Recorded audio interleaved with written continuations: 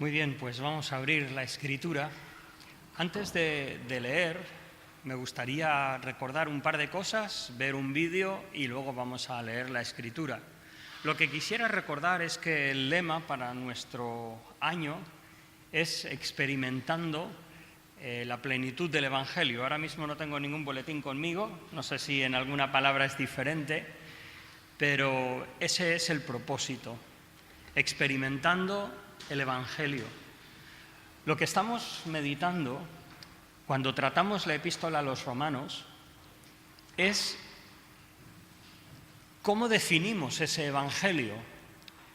A veces erróneamente o quizás por rapidez consideramos el Evangelio como lo que las naciones paganas o las personas que no son creyentes necesitan aceptar, que es que Cristo murió por ellos, que resucitó y que ellos creyendo tienen vida en Cristo. Eso es parte del Evangelio, pero no es todo el Evangelio. El Evangelio, según el apóstol Pablo, es desde Romanos capítulo 1, podríamos decir, hasta el capítulo 14 y 15, porque es esta carta la que envió a Roma para confirmar a los creyentes en ese evangelio que habían creído ante la imposibilidad de Pablo mismo ir. Esto es una muestra de cuál era la labor apostólica, que era afirmar a los creyentes en una fe verdadera y genuina. En los primeros siglos, como podéis imaginar, el pertenecer a una iglesia que estuviera directamente vinculada con una iglesia donde había estado un apóstol era algo muy importante, porque al no tener Biblias, en esos primeros años, esas primeras décadas, dependían de ese testimonio directo. Cuando Lucas escribe su evangelio, y Lucas no era un apóstol, se encarga en el evangelio de Lucas, en los primeros versículos, se encarga de decir de cómo aquellos que ministraron la palabra y fueron testigos oculares de la vida de Cristo, cómo transmitieron las cosas que habían sucedido. Y así el apóstol Pablo escribe esta carta con esa autoridad evangélica, esa autoridad apostólica, dándonos a entender que este es el Evangelio, ni más ni menos. En los primeros 3 capítulos, 4 podríamos decir, estuvimos hablando de lo que es la salvación por la fe. Pero a partir del capítulo 6, Pablo, como es costumbre en sus epístolas, empieza a tratar una cuestión práctica y todavía no tratará, como suele hacer en sus epístolas, exhortaciones explícitamente prácticas. Desde el capítulo 6 hasta el capítulo 8, lo que nos da es el fundamento de dónde está nuestra vida práctica. ¿Por qué es que el creyente debe vivir de otra manera? Y la pregunta que comienza es, ¿qué pues diremos? ¿Perseveraremos en el pecado para que la gracia crezca? Una vez hemos creído en el Señor, ¿es eso el fin? Esto no es nada extraño. Es como en una boda. Como si tú dijeras en una boda, bueno, mira, has tenido un par de años, 3 años de noviazgo y llega un momento en que te casas, y cuando te casas, cuando has dicho que sí, cuando ya sales de la iglesia y te has hecho las fotos y todo, ya está. Ya está.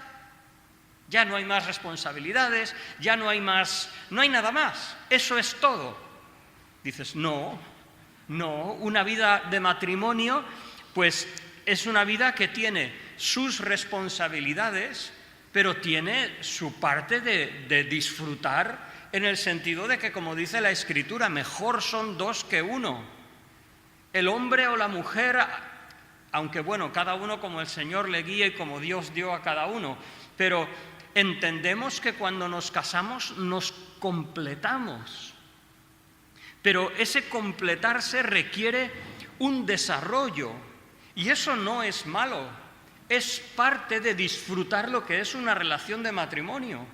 Y cuando luego vienen los hijos, ¿Qué pasa? ¿Que estorban los hijos? Ni mucho menos. Claro que traen trabajo, claro que suponen una responsabilidad, claro que engloba un estilo de vida, pero merece la pena, merece la pena, merece la pena. Lo mismo es la vida cristiana. ¿Qué pasa? ¿Que una vez creemos en el Señor hay algunas obligaciones que nadie nos había dicho? Bueno, se trata del desarrollo de tu fe, donde lo que has disfrutado de Cristo solo va a crecer. Entonces, en estos domingos estamos meditando en esos fundamentos, esos argumentos bíblicos que son la base de por qué vivimos como vivimos. Hoy vamos a tratar de un aspecto cada vez más práctico. Al principio estuvimos hablando de que debemos entender que nuestro viejo hombre fue crucificado juntamente con Cristo. El domingo pasado estuvimos viendo, consideraos pues muertos al pecado. Hoy vamos a ir un poco más y vamos a tratar acerca de la obediencia, pero antes de ir a la Escritura me gustaría mostraros este vídeo que habla de lo que es la obediencia en sí.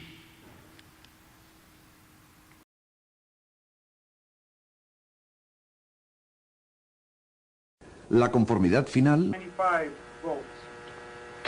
la obediencia total al líder, se investigó en un controvertido experimento de laboratorio llevado a cabo por este investigador, Stanley Milgram, antiguo alumno del Solomon Asch. Milgram se preguntaba si las malas acciones de los nazis eran el resultado de sus defectos personales o si cualquiera tiene la capacidad de llevarlas a cabo si las circunstancias son suficientemente poderosas. En 1961, cuando el hombre de confianza de Hitler, Adolf Eichmann, era juzgado por sus crímenes de guerra, Milgram quiso averiguar hasta qué punto sería capaz de obedecer órdenes la gente corriente. ¿Sería capaz, como Eichmann, de ejecutar a un extraño si se lo ordenaban? En el experimento de Milgram, se pagó a un individuo para que participara en lo que él creía ser un estudio sobre la memoria. Se le pidió que representara el papel de un profesor ayudando a alguien a mejorar su memoria.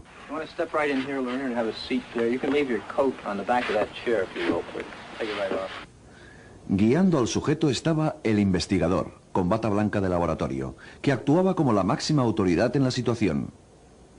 Tanto el investigador como el alumno formaban parte del equipo de Milgram. Pero, ¿cómo debía el sujeto ayudar al alumno a mejorar su memoria? Mediante descargas eléctricas a modo de castigo por cada error.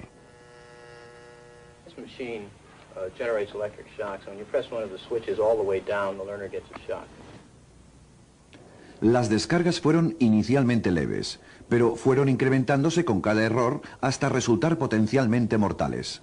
A pesar de que en realidad no existían tales descargas, el sujeto maestro creía estar castigando al alumno. Let me out of here. Let me out. Continue, please. Let me out of here. My eyes bother me. Go on. Let me out. Red.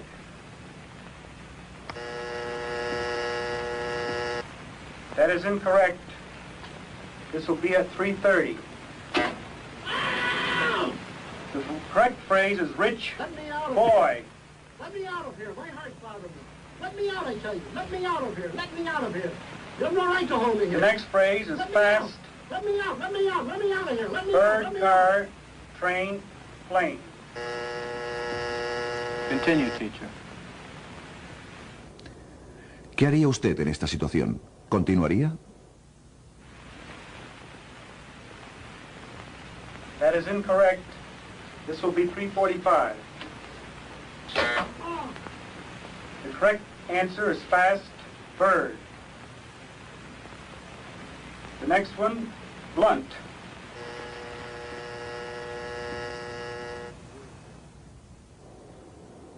Durante el experimento, se pidió a 40 expertos que predijeran la reacción de los sujetos.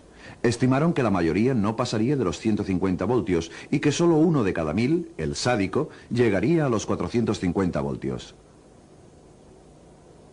En realidad, 2/3 de los sujetos llegaron hasta el final. A pesar de que muchos opusieron objeciones, la mayoría obedeció. Le pregunté a Stanley Milgram cuántos de los sujetos que abandonaron el experimento se levantaron a ayudar al alumno sin antes pedir permiso al investigador. Dijo, ninguno, ni uno. Y si habéis llegado a comprender, en parte me sabía mal traer un vídeo de tan mala calidad, pero son imágenes originales y por eso pensé que merecía la pena. El experimento de Stanley Milgram, lo que hizo, por aquellos que no habéis entendido a lo mejor el audio, a raíz de la Segunda Guerra Mundial y de las atrocidades del régimen de Hitler, quiso ver si las personas que infringían ese dolor como operaciones en vida, sin anestesia, si esas personas eran porque eran malas en sí mismas o si las personas obedecían simplemente a lo que le mandaban. Y entonces montaron un experimento con 2 actores y un pobre sujeto. Los 2 actores, uno era la autoridad, que iba con su bata blanca y era el que presidía el experimento. El otro actor era el pobre sujeto que iba a hacer un test de memoria. Y el sujeto que realmente era la prueba era una persona que estaba delante de una máquina y cada vez que la persona decía una contestación errónea, le daba una descarga eléctrica que cada vez era más grande. Entonces, por supuesto, la persona no recibía descargas eléctricas, pero era un actor que simulaba estas descargas insoportables. Entonces, cada vez que se equivocaba, y por supuesto lo hacía adrede, entonces el doctor de la bata blanca le decía, dale otra descarga, y cada vez eran más grandes. Los estudiosos dijeron que la mayoría de personas no subiría más de 150 voltios, y solamente el sádico, entre todo el muestreo de personas que iban a operar esa máquina, solamente uno, el sádico, iba a poder subir hasta arriba, a 450 voltios. Después de que el hombre chillaba y chillaba, sácame de aquí, no puedo soportarlo, a veces se desmayaba. Pues el experimento probó que 2/3 de las personas que se sentaron en la máquina llegaron hasta el final. Decían que cuántas personas, viendo el sufrimiento de las descargas eléctricas, cuántos de ellos habían entrado a ayudar a esa persona que en realidad era un actor, pero cuántos de ellos habían querido ayudarle, y dijo que ninguno. Y lo que se demostró fue que hay autoridades que tenemos asumidas y que haremos lo que nos digan, un poco como que no tenemos responsabilidad en ello, y según nos dicen, así respondemos. Pues bien, a mí me parece que hay una similitud con lo que vamos a leer esta mañana, y es la obediencia al viejo hombre, la obediencia a ese yo antes de conocer a Cristo. ¿Cuántas personas no te dirán, bueno, no, sí, eso de creer en el Señor está muy bien, eso de creer en Cristo, arrepentirte de tus malas obras, eso está muy bien, pero luego cuando vas a tu trabajo y vives el día a día, entonces haces como tú ves, dejas al Señor en la iglesia y vives según tú quieres? Eso es volver a la autoridad de ese viejo hombre. Como decimos, la Escritura, el apóstol Pablo ha dicho, dice, primero, sabiendo esto, que nuestro viejo hombre fue crucificado juntamente con Cristo para que el cuerpo del pecado sea destruido. O sea, es cierto, nosotros hemos ido según nuestro propio deseo, según nuestra propia guía. Pero una vez somos creyentes, hemos de entender que hemos de dejar paso a la obra de Dios en nuestra vida. Primero, que sepas que ese viejo Manuel ha sido crucificado. Por lo tanto, considérate muerto al pecado, pero vivo para Dios. Dices, ay, es que no tengo ganas de leer la Escritura. Es que yo no soy una persona religiosa. Es que yo no siento el querer orar. Mira, da el paso. Es como un niño que ha estado secuestrado por un tiempo y luego vuelve a estar con su padre. ¿Crees que de forma natural va a sentir un afecto paternal? Dudoso. Tendrá que dar esos primeros pasos de acercamiento, de afirmación, y en la medida en que la relación se restaure, pues se despertará ese amor filial de querer volver a estar con el Padre. De la misma manera, primero, que sepamos que nuestro viejo hombre ha sido crucificado. Segundo, considéralo. Considera que tu viejo hombre... considérate muerto entonces al pecado, pero vivo para Dios. Cuando pique a la puerta la tentación y te vuelva a decir, vuelve a pecar como si no hubiera pasado nada, entonces nuestra responsabilidad es decir, no, yo me considero muerto al pecado, pero vivo para Dios. Y doy pasos en esa nueva vida que Dios me promete. Pues ahora bien, llegamos al tercer punto, y es versículo 12. El apóstol Pablo dice, leeremos hasta el 23, no reine pues el pecado en vuestro cuerpo mortal, de modo que lo obedezcáis en sus apetitos o en sus deseos. Ni tampoco presentéis vuestros miembros al pecado como instrumentos de iniquidad, sino presentaos vosotros mismos a Dios como vivos entre los muertos y vuestros miembros a Dios como instrumentos de justicia. El pecado no se enseñoreará de vosotros, pues no estáis bajo la ley, sino bajo la gracia. ¿Qué pues? ¿Pecaremos porque no estamos bajo la ley, sino bajo la gracia? De ninguna manera. ¿No sabéis que si os sometéis a alguien como esclavos para obedecerlo, sois esclavos de aquel a quien obedecéis, sea del pecado para muerte o sea de la obediencia para justicia? Pero gracias a Dios, que aunque erais esclavos del pecado, habéis obedecido de corazón a aquella forma de doctrina que os transmitieron, y libertados del pecado, vinisteis a ser siervos de la justicia. Hablo como humano por vuestra humana debilidad. Así como para iniquidad presentasteis vuestros miembros para servir a la impureza y a la iniquidad, así ahora para santificación presentad vuestros miembros para servir a la justicia. Cuando erais esclavos del pecado, erais libres con respecto a la justicia. Pero ¿qué fruto teníais de aquellas cosas de las cuales ahora os avergonzáis? Porque el fin de ellas es muerte. Pero ahora habéis sido libertados del pecado y hechos siervos de Dios. Y tenéis por vuestro fruto la santificación y como fin la vida eterna. Porque la paga del pecado es muerte, pero la dádiva de Dios es vida eterna en Cristo Jesús, Señor nuestro. Como hemos dicho, estos tres pasos, sabiendo, consideraos, y ahora ya llega este principio. Vaya.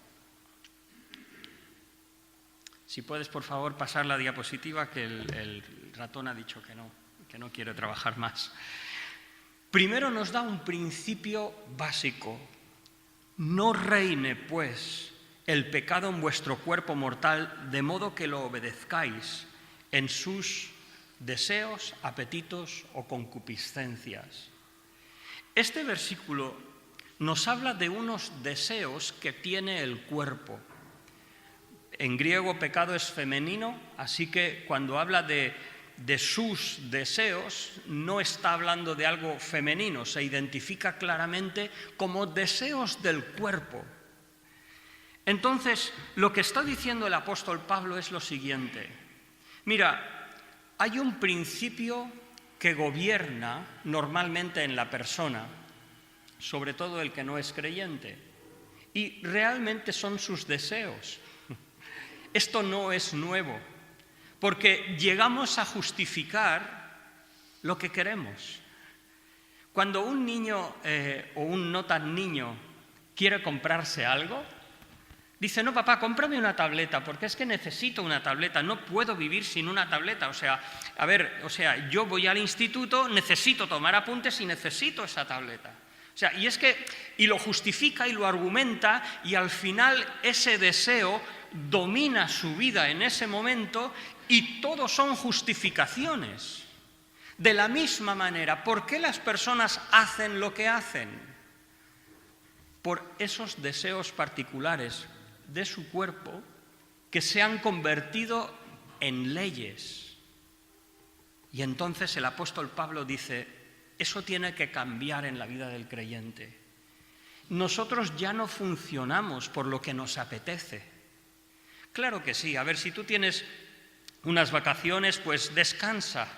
No estamos yéndonos a extremos, ¿verdad? No estamos hablando de que, mira, a partir de ahora no puedes beber un refresco, no puedes hacer esto, no puedes hacer lo otro, porque tienes que estar... No estamos hablando de eso. Pero es que la vida de las personas está controlada por sus deseos. ¿Qué es lo que se dice a veces?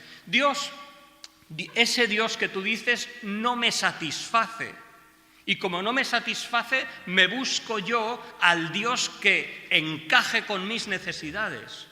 ¿Qué es eso al fin y al cabo? Mis deseos, mi viejo hombre es el que decide. Y Dios se tiene que ajustar a lo que yo quiero. Y cuando yo me sienta a gusto, pues ese es Dios. Y dices, vaya, pues qué pequeño es tu Dios. La Escritura dice, no. No reine, pues, el pecado en vuestro cuerpo mortal, de modo que lo obedezcáis en sus apetitos. Esa forma de ser. Dices, no, es que yo soy como soy. ¿Seguro? La Escritura no dice eso. Sí, es que cuesta mucho cambiar, ya lo sé. Es que no lo veo. Me acuerdo de una persona en otra congregación que a veces yo le hablaba de cuando pues he estado en la calle dando testimonio y alguien, pues estando en la calle, cualquier persona te puede contradecir, se puede oponer, te puede insultar. Y este creyente lo llevaba de mal, lo llevaba pero fatal. Durante su vida había sido lo que llamaríamos, con todo mi cariño y mi amor hasta a ese creyente y mi respeto profundo, pero era una persona que fácilmente, por decirlo educadamente, fácilmente entraba en una discusión, combate o lo que fuera. Era una persona que como alguien se metiera con él podía tener problemas, no tenía problemas en volverse y liarla. Entonces, como creyente le costaba muchísimo, era como que le volvía del revés, porque su constitución decía, de mí nadie se ríe. Bueno, pues tienes que decir, mira, mi viejo hombre fue crucificado con Cristo. Debo considerarme muerto al pecado. Y si la Escritura dice, bienaventurados sois cuando os persiguieren, cuando dijeren toda clase de maldad por causa de mí mintiendo, pues entonces debes asumir eso y dejar que el nuevo hombre gobierne tu vida. No reine, pues, el pecado en vuestro cuerpo mortal, de modo que lo obedezcáis en sus concupiscencias. Por una parte, no está diciendo, mira, ahora vais a vivir de tal manera que no vais a pecar nunca. No, el pecado es posible. Incluso podemos decir, el pecado es probable. Pero el pecado es una ocasión, es una caída. El creyente no mora en el pecado. Y el que está en pecado, según el apóstol Juan dice, no es de Dios. Entonces, es lo que dice el apóstol Pablo. No reine el pecado en vuestros cuerpos mortales. Tenemos que deshacernos, tenemos que sacar de nosotros esas impurezas del viejo hombre, esos viejos esquemas y cambiarlos por la imagen de Cristo. El pecado debe ser cesado como principio que gobierna nuestras vidas. No debemos obedecer a los deseos de nuestro cuerpo. Ahora, tres principios hay en este pasaje. En primer lugar, habla Pablo de presentar nuestros cuerpos como instrumentos. Es curioso que presentar es un verbo que se podría traducir como ofrendar, poner en el altar, entregar. Y instrumentos es una palabra que a veces se usa como armas de guerra. Bueno, quizás simplemente una anécdota. Pero tanto el pecado como la justicia expresan sus voces y ganan nuestro corazón. El otro día, no sé dónde fue, si fue aquí o en algún otro sitio, se preguntaba, ¿cuándo es que pecamos? ¿O cuándo hacemos algo bien? ¿Cuando lo deseas o cuando lo haces? Bueno, yo más que responder la pregunta, recuerdo un pasaje, Santiago, capítulo 1, cuando dice, si alguno es tentado, no diga que es tentado de Dios, pues Dios no puede tentar a nadie. Pero cada uno es tentado cuando de su propia concupiscencia no es otra cosa que un deseo intenso, que puede ser para bien o puede ser para mal. Y la mayoría de veces en la Escritura es para mal. Y muchas veces se relaciona con la moralidad, por eso esa connotación de la concupiscencia. Pero dice la Escritura, cada uno es tentado cuando de sus propios deseos es atraído y seducido. Y dice Santiago, después que que la tentación concibe el pecado, luego da a luz el pecado y el pecado la muerte. Hay un momento en que el pecado ha concebido en ti. Igualmente hay un momento en que el Señor habla a tu corazón y tú lo recibes y en tu corazón lo obedeces. Pero déjame decirte que el pecado o la justicia tienen que completar su obra. No basta con saber qué es lo que hay que hacer. No basta con desear hacer lo bueno. Hay que hacerlo. Llega un momento que dices, bueno, ¿os acordáis cuando hubo en Israel un momento de guerras y tal? ¿Sabéis lo que se dice de Rubén? Dice que Rubén se quedó detrás de las ovejas haciendo grandes consideraciones de corazón. Y dices, a ver, está bien que medites, está bien que reflexiones, pero dice Proverbios, el que mira a los cielos para ver si llueve, no sembrará. Porque muchas veces el meditar, el reflexionar, el mirar, es porque no quieres hacerlo. Me acuerdo una vez que estábamos preparando para una boda y entonces dijimos, mira, es una boda en un centro de campamentos, vamos a llevar las mesas fuera. Eran unas mesas para comer unas 20 personas y eran de una madera de unos 4 o 5 centímetros de grosor, de pino macizo, y aquella mesa pesaba más que, vamos, la sacamos fuera y sacamos otras mesas. Y llegó un momento que parecía que iba a llover. Y que si sí, que si no, que si sí, que si no, vamos con la mesa para adentro. Y entonces, antes de la mesa decimos, ¿y cómo metemos la mesa por la puerta? Ah, pues yo pienso que, porque yo diría que, porque lo otro que... Hasta que hubo uno que dice, a ver, coge la mesa, vamos a coger la mesa. O sea, pesa un muerto. Había unas escaleras, un pasadizo, pero coge la mesa y vamos para abajo. Esto es lo mismo. Hablaremos de visión, de nuestros deseos, de lo... Y cuando llegue el momento, hay que presentar nuestros miembros. El pecado bien llama por tus miembros.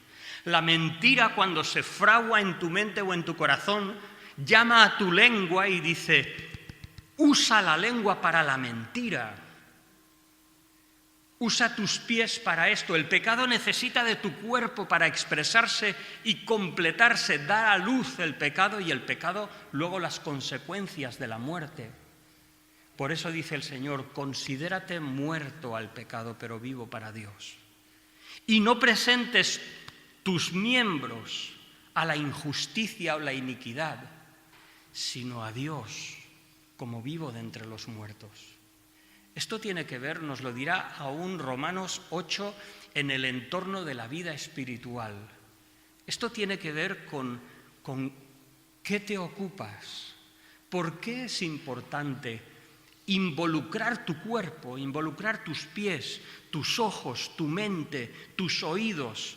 ¿Por qué es importante involucrarlos en venir a la iglesia, en estar en una célula, en tener un grupo de estudio bíblico, en servir a Cristo en un área? ¿Por qué es importante hacer cosas en el Señor? ¿Por qué es importante ser fiel a venir a la iglesia? ¿Porque necesitamos pasar lista? Por favor, no. Pero es importante porque ¿a quién pones tus miembros como instrumentos de? Es curioso que en 1 Corintios 6 la Escritura dice, tomaré los miembros de Cristo, porque los corintios, una ciudad tan corrompida, que había llegado a la opinión tan distorsionada de pensar que debían abstenerse de tener relaciones con su esposa, pero irse a prostíbulos en la ciudad de Corinto. Y dices, ¿en qué cabeza cabe eso? Y Pablo, cuando les argumenta, les dice, tomaré los miembros de Cristo y los daré a una ramera. Y dices, o sea, que cuando tú obedeces y pones tus miembros a servicio de, te conviertes en el cuerpo de. Si tú obedeces al Señor y pones tu cuerpo al servicio de Cristo, estás actuando como el cuerpo de Cristo. Si nosotros amamos, servimos a nuestros hermanos, es el amor de Cristo que llega a ellos a través de tus manos y de las mías. Como dice la Escritura, presentad, así como para iniquidad presentasteis vuestros miembros para servir a la impureza y a la iniquidad, así ahora para santificación presentad vuestros miembros para servir a la justicia, para ser instrumentos de la justicia, para ser canales de ese plan de Dios. En primer lugar, como hemos dicho, instrumentos, a disposición de qué ponemos nuestros cuerpos. En segundo lugar, Pablo habla de una sumisión hacia la obediencia, lo que resulta en una esclavitud. Y aquí es cuando entramos en un tema que a lo mejor, si es la primera vez que lo oímos, nos podemos incomodar. Dices, a ver, Manuel, me estás diciendo que Dios me ha amado, que creo por gracia y luego me convierto en un esclavo. Pues sí, aunque luego veremos que Pablo habla de estas cosas en estos términos por nuestra humana debilidad. Pero hemos de entender que ¿de dónde viene nuestro estilo de vida? Os pregunto, ¿de dónde viene nuestro estilo de vida? ¿No viene primero de unas acciones? Esas acciones construyen costumbres. Las costumbres constituyen hábitos. Me acuerdo que una vez un joven me dijo, dice, eso los conductores, qué difícil es de estar pensando al mismo tiempo en el embrague, en el intermitente, en el semáforo, en el carril, en el acelerador, con el otro pie con el freno, cambias, dice, no me lo puedo imaginar. Pero claro, es que tú has ido primero con una acción, has aprendido unos movimientos y llega un momento que funcionas como un hábito. Entonces esas acciones construyen costumbres, hábitos que forman una personalidad. Y entonces esa personalidad, ¿cómo es? El mundo te dirá, no, echemos de nosotros sus cuerdas, rompamos las ligaduras de Dios. ¿Es que no hay otras ligaduras? Claro que sí. Nosotros como humanos no somos tan independientes. Ya nos gustaría a nosotros de escoger por nosotros mismos, pero no podemos. Ahí radica todo el problema del árbol del bien y del mal en el jardín de Edén. Necesitamos orientación, necesitamos que el Señor nos guíe. Si nosotros nos ponemos a decidir, ¿qué pasa? Que al final son nuestros deseos los que gobiernan. ¿O es nuestro mundo el que nos condiciona y nos guía como una corriente de un río que no se puede uno oponer a ella? La Escritura nos enseña, dice, ¿no sabéis que si os sometéis a alguien, a quien sea, como esclavos para obedecerlo, sois esclavos de a quien que obedecéis, sea del pecado para muerte o sea de la obediencia para justicia? Pero gracias a Dios que aunque erais esclavos del pecado, habéis obedecido de corazón a esa forma de doctrina que os transmitieron. O sea, nuestro mejor lugar es al servicio del Señor. No hay mejor maestro, no hay mejor dueño, no hay mejor Señor, no hay mejor Padre. Él es más sabio que nosotros. Él nos instruye, nos renueva y nos transforma. Pero por último lugar, hay un fin del pecado. Hay una consecuencia. Hemos dicho que las acciones... me acuerdo una vez que iba a hacer algo y hablé con un amigo y le dije, oye, estoy para hacer esto, ¿qué te parece? Y este amigo mío, buen amigo mío, me dice, mira Manuel, dice, a veces no es lo que hacemos, sino hacia dónde va tu vida. Si lo que haces te acerca a Dios, si tu trayectoria de vida estás acercándote a Dios, creciendo en la gracia, o si estás en un proceso de apartarte del Señor. Porque comprarte un coche, comprarte un piso, ¿qué pasa? ¿Es que el piso es malo o es bueno? No, pero ¿qué te lleva a comprarte un piso, un coche, cambiarte de trabajo? Como me dijo una vez un pastor, dice, es que te ofrezcan un trabajo no significa que estás obligado a cogerlo, ¿no? Dice, y si un trabajo te va a ocupar estas horas y estas y estas y estas, a lo mejor como creyente debes decir, Señor, no quiero ese y voy a buscar un trabajo que me permita servirte, porque no estás obligado. ¿Hacia dónde va tu vida? Porque esos hábitos, esas costumbres, esa personalidad, llegará un momento que da un fruto. ¿Qué fruto quieres? Es curioso que, ¿sabes lo que dice cuando Judas falleció? Dice que Hechos capítulo 1 fue a su propio lugar.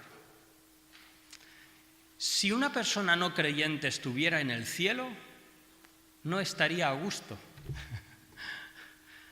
El cielo no es un porche con una piscina y un vaso de Coca-Cola fría con una roja de limón.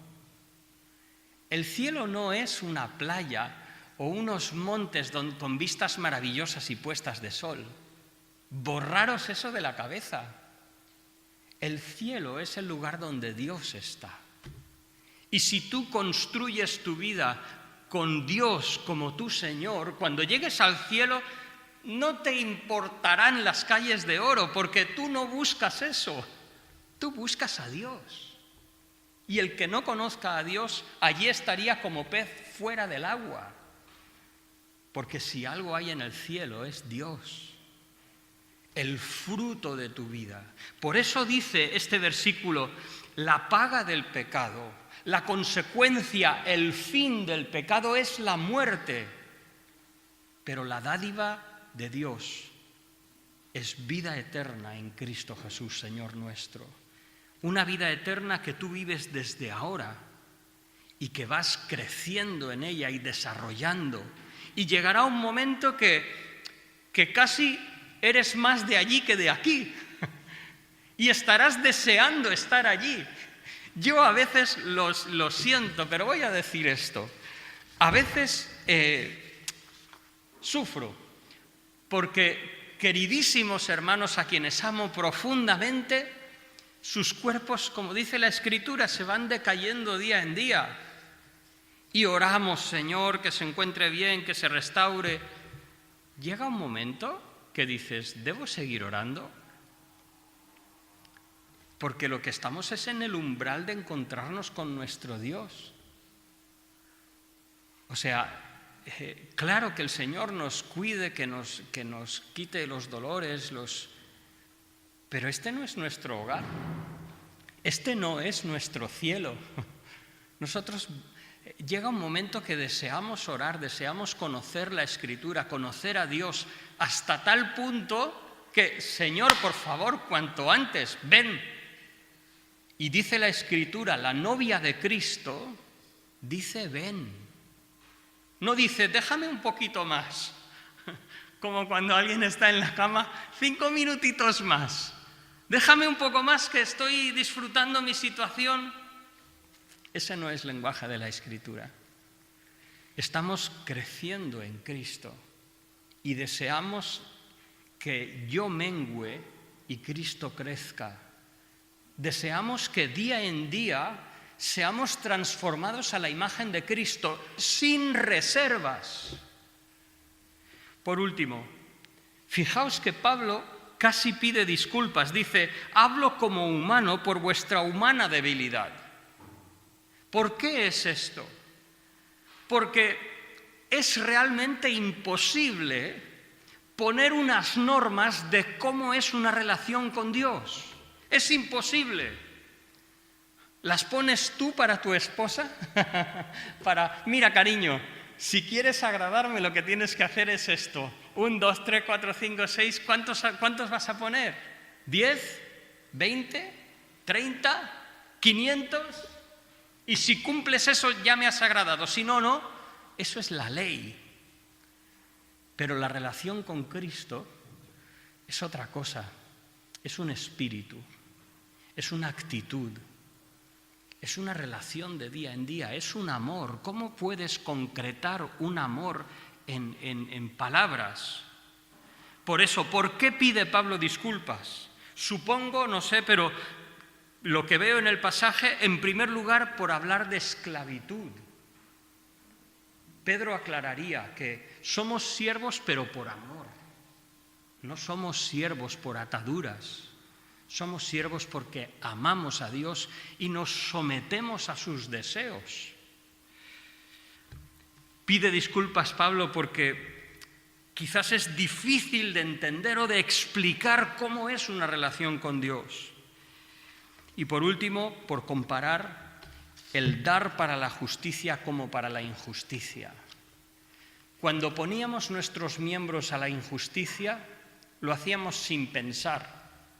Tú te levantabas por la mañana, o yo, cuando no éramos creyentes, y no le preguntabas a tu cuerpo qué hacer. Tu cuerpo ya te había educado sobre lo que quería ese día. Si habías planeado esto, lo otro o lo de más allá. Tu viejo hombre ya lo tenía muy asumido.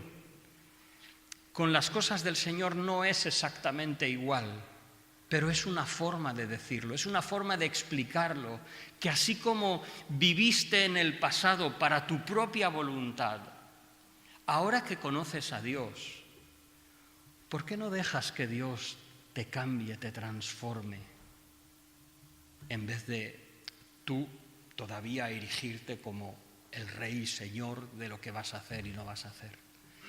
Que el Señor nos ayude. Cambiar no es fácil. Todos llevamos en la Iglesia desde hace muchos años. Yo también llevo trabajando con personas muchos años y encuentro que a veces es difícil que nosotros como personas cambiemos. Tenemos nuestras convicciones, nuestros gustos, nuestras cosas muy asumidas y normalmente nuestras debilidades no son las que pensamos. Y cuando alguien viene y nos dice, mira, Manuel, esto no has acertado por aquí, no vas bien, es como que uno se resiste y dice, no, te has equivocado, no, ese no soy yo, no. Porque nos resistimos a cambiar. La Escritura nos dice, no reine pues el pecado en vuestros cuerpos mortales, de modo que le obedezcáis en sus deseos, ni presentéis vuestros cuerpos a la injusticia y a la iniquidad, sino presentaos como vivos a Dios de entre los muertos. Que el Señor nos ayude. Vamos a tener un par de minutos para meditar antes de tener la cena del Señor. Oraremos y